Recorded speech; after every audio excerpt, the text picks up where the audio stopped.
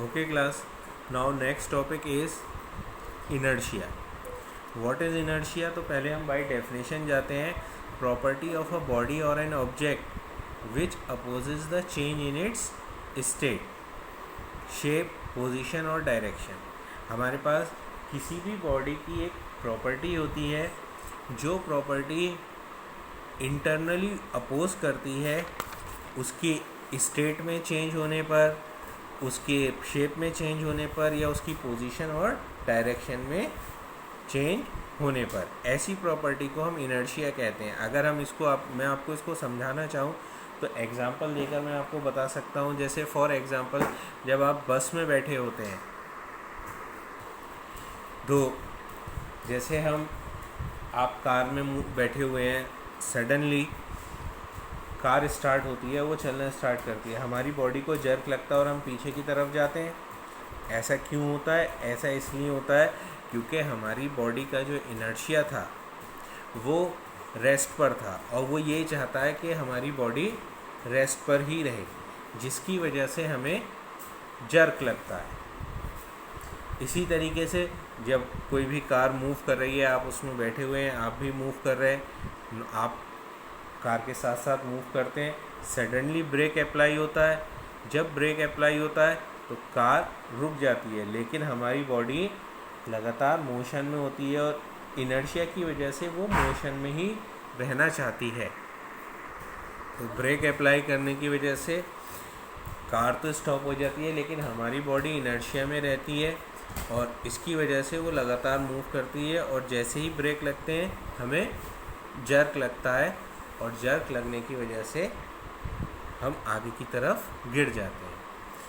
और हम यहाँ पे इस तरीके से इनर्शिया को समझ सकते हैं. अब इनर्शिया इंटरनल प्रॉपर्टी है, ये किस चीज़ पर डिपेंड करता है?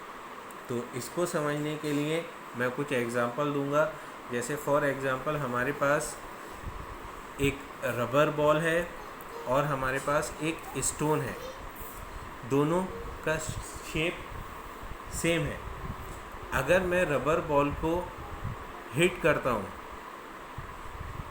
कुछ फोर्स से, पर्टिकुलर कोई फोर्स है, उतनी फोर्स से हिट करता हूँ तो रबर बॉल मूव कर जाएगी.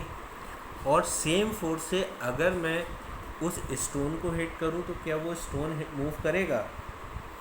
नहीं मूव करेगा. ऐसा क्यों? क्योंकि स्टोन का इनर्शिया ज़्यादा है. स्टोन का इनर्शिया ज़्यादा क्यों है? क्योंकि स्टोन का mass as compare to rubber ball is greater.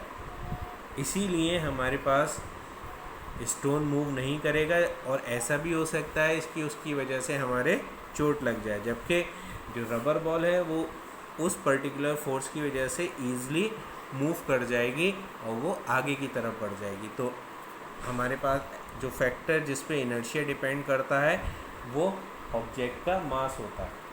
जितना ज़्यादा मास उतना ही ज़्यादा इनर्शिया, और जितना कम मास उतना ही हमारे पास लेस इनर्शिया होता है. इस तरीके से हम इनर्शिया को समझ सकते हैं.